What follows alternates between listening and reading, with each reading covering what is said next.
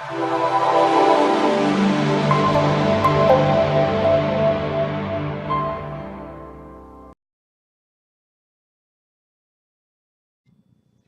name is Tina Ketto. I'm a Homeworks by Precept consultant and a homeschool mom.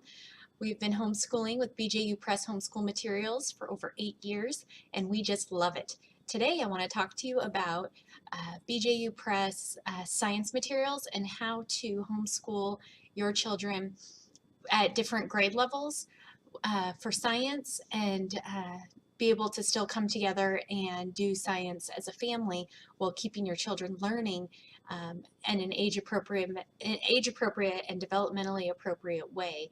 And we have done this with my boys. They are 3 years apart and 3 grades apart.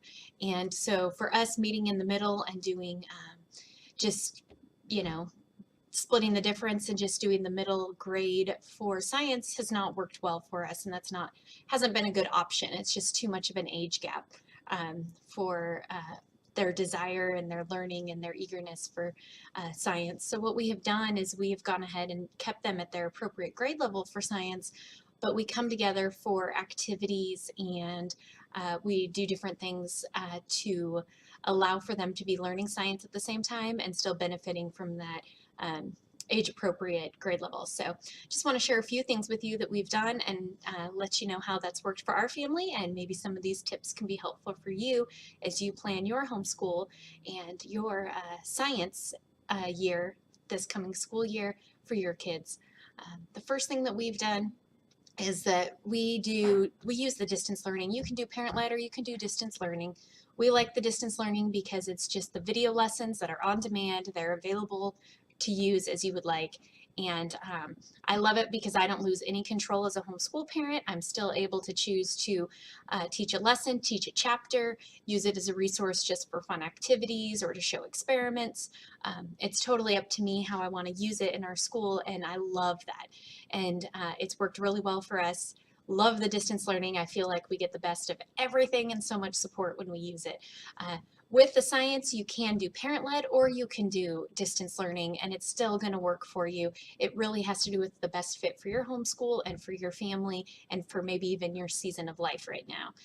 But what we have done is we go ahead and we get our grade levels, for where the kids are at, and then at the beginning of the school year, what I do is I go through chapter by chapter and I look at if they're going to be learning about animals or they're going to be learning about cells, and I look at those chapters for each of their grade levels, and I actually mix up the chapters to match as best as possible so that they can both be learning about matter at the same time. They can both be learning about animals at the same time.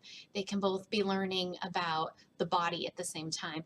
And by doing that, we're able to come together and the kids are able to have good discussion. So even if they're doing their distance learning and they're learning during the week about the different about the same topics at their own level, my younger one might bring something up with my older son and saying, "Oh, I'm learning about cells, and guess what I learned about?" And then my older son will be like, "Well, did you know?" And he even adds to that discussion. And sometimes he's able to even be introduced to higher thinking ideas beyond even his own level that he's not expected to master, but it's just a fun discussion, and it helps my older one learn to teach my younger one, and it just makes for a really fun discussion and a good time. So that is a great way to help match up those chapters so that your kids are learning the same concepts at the same time at their own level, and then we come together for the experiments. So as far as experiments go, you can do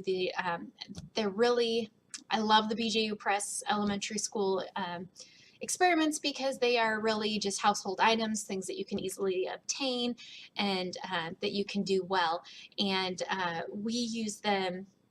I usually have my kids watch the distance learning video that shows them how to do that so that they can either do it on their own or we can do it together, but it gives them kind of a good overview on how to do that particular experiment or activity. And that's worked really well for us. And so the kids will come together and either they'll do their own activities and they'll still work on them together, or we will choose to maybe forego one activity and just work on another one because they're working on the same concept, and just kind of adjust what they're going to do as far as their own recording of the experiment. Now, one thing, if you've got little ones underfoot and you don't know what to do, like maybe you have a kindergartner or preschooler and they want to be involved in everything and sometimes they just kind of get underfoot, involve them. What I have done in the past is I have taken, a preschooler and, say, I think my son was like in second, third grade at the time. And what we did is we went ahead and did the experiment for the older one. And I had the younger one get his own paper from the K-5 beginnings, and he had these experience papers where there's a section for them to draw a picture and then an area for them to write a couple sentences. And so while one was working on the experiment and they were doing it together, the other one was drawing a picture of what was happening and then wrote like a sentence about his experience, and that was his experience story for the day. So we went ahead and used that as part of his language arts, as part of his K-5, just substituted out whatever we were going to do for the day. Everybody did science together. It was a lot of fun, and it didn't take a lot of extra work on my part to just bring everybody together and do that experiment, and it was a good family time together. So there's a lot of things you can do when you start kind of thinking out of the box, like how can you taking a curriculum that's already laid out is something that I love because it's already laid out. You already know what you need to cover for the year, and then you can take it and you can modify it to work for your homeschool. And there can be a lot of benefit to that, to really think about how can we use this in our homeschool. And it can be such a blessing to be able to have that resource and have that ability to look through those teacher's editions and to plan and to use all your resources and to just enjoy science and have a lot of fun. I know science can be a lot of work when we do more than just reading the textbook, and science should definitely be hands-on for kids, especially in their younger years, all the way up through high school. The more hands-on you can do, the more permanent the learning is going to be. It's going to be multisensory. They're going to really understand the how and the why to how things work and help them to be curious. And I really just love that. So even though it's extra work, I love putting that time in so that they can do those experiments and be explorers and just be curious, because we do want our kids to be curious and to be able to learn about God's creation.